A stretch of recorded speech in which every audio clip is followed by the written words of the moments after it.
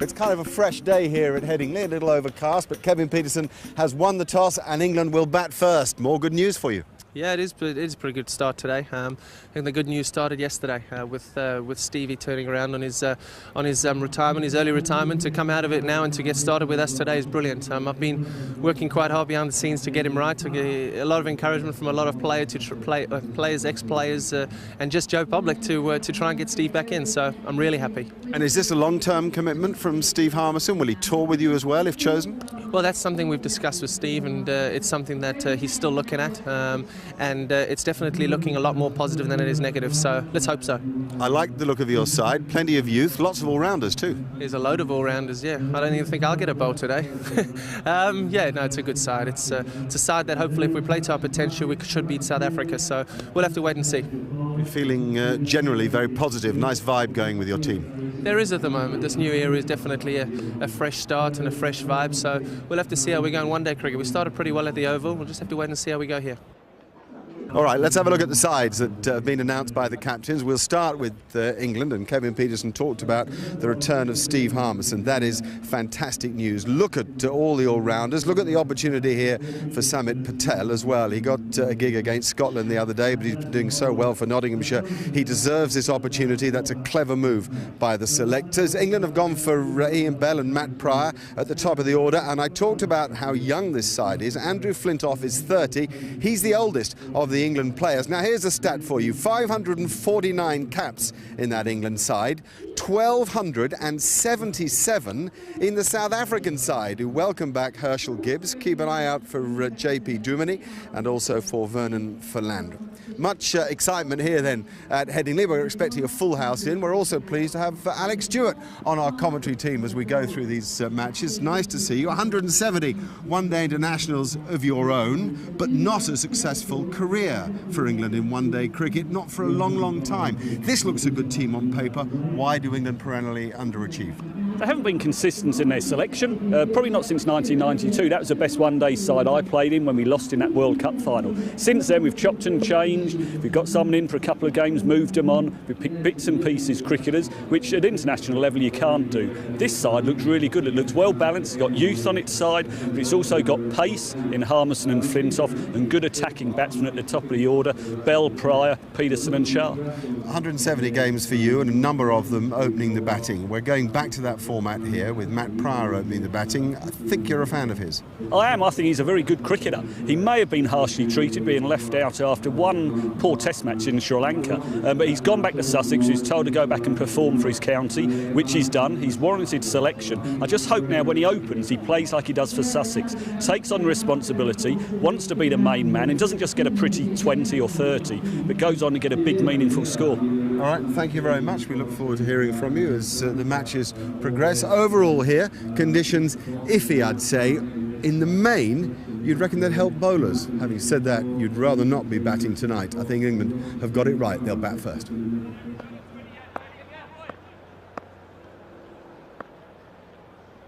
Now a chance for Matt Pryor to establish himself at the top of the order again for England. He's facing Dale Steyn in the edges, one straight through the gap between first and second slip. Excellent. Well, maybe that's a sign of a change of fortune for Matt Pryor at the top of the order for England in one-day cricket.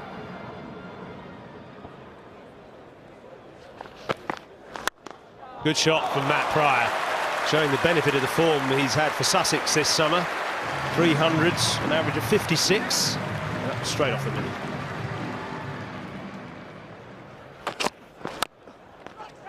That's a good run by Bell, well judged. And it's important that England do rotate the strike because it doesn't look like a particularly quick Headingley pitch. Very grey looking pitch, flat.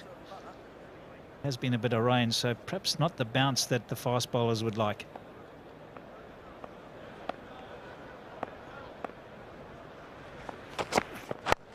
Good shot by Pryor. That's a loose ball from Steyn.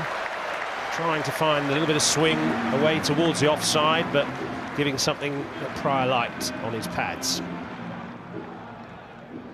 It's happened so often. There's been a little bit of swing for Dale Steyn, and then just adjusting his line, trying to get it on middle stump to swing away, and it just floats down the leg side. Another boundary for Matt Pryor. Starting to be a good partnership. 27 for no wicket. 4.4 gone. Great shot. Oh, he would have enjoyed that, Matt Pryor. A little bit of width from Dale Steyn. He climbed into it.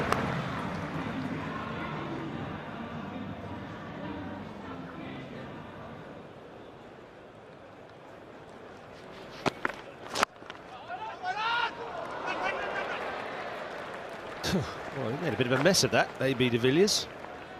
Not the kind of thing you associate with a team that have won 9 one-day internationals in a row, as South Africa have.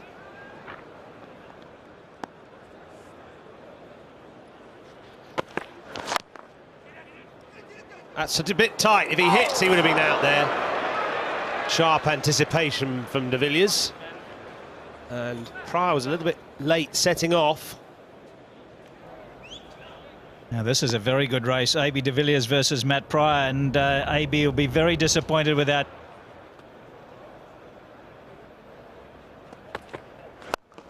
Oh dear. Oh no, no, no, no. Philander has dropped an easier catch as you'll ever see at any level of cricket, never mind international cricket. Well, I'm sorry, there's absolutely no excuse there at all. It's a straightforward catch, a catch you'll see in a playground. A 10-year-old, 11-year-old will catch that near enough with their eyes shut.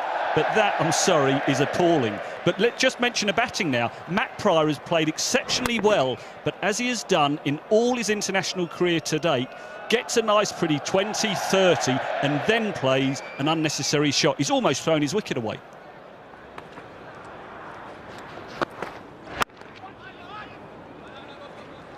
Excellent single. I know that England have got away with one. In fact, you'd say they got away with 2 because there was a catch that went almost carried to slip right at the start that Pryor got away with. But they've gone about their business well, this pair, Alec. They've been very good. They've run well between the wickets. They've put the South Africans under pressure. They've let the good balls go, which is vital. They've punished the bad balls. But what's impressed me right up until Matt Pryor's shot when he was dropped at mid-off is that they haven't taken undue risks.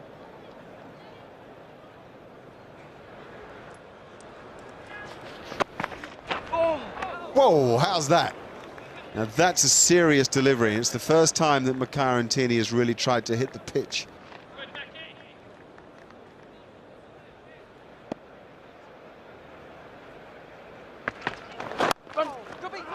That's lovely batting. Such a pleasure to see touch in one-day cricket. These days we see so many people come hard at the ball. De Bell lets it come to him on that occasion. It means a 50 partnership from this pair. 51 they've put on in 76 balls. Well, he might applaud. It's a perfect start for Kevin Pietersen and for England. It's a good shout. A good shout. Even though umpire Gould has walked away from the line of the ball, I can quite see why Andre Nel has frustration there. Bell's developed a habit. It's deliberate. It's a tactic to try to get offside of the ball. And it's just a question of whether or not it's hit him in line. And if it has, he's in trouble. Anyway, he's given not out.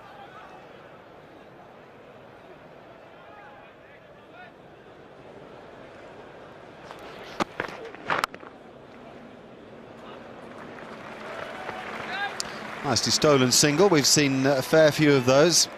Alec, we want maximum from Ian Bell. Oh, it's vital. He's such a good player, a good-looking player. And for such a good player, it's really disappointing to see he's only got that one international one-day 100. His ability, he should be England's leading player alongside Pietersen.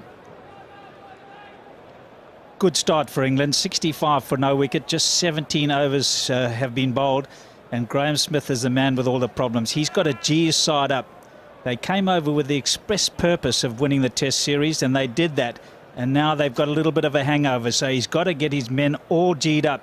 Jacques Kallis hasn't had a particularly good Test series. He's very important for this one-day series. And you can see there Graham Smith urging his men on.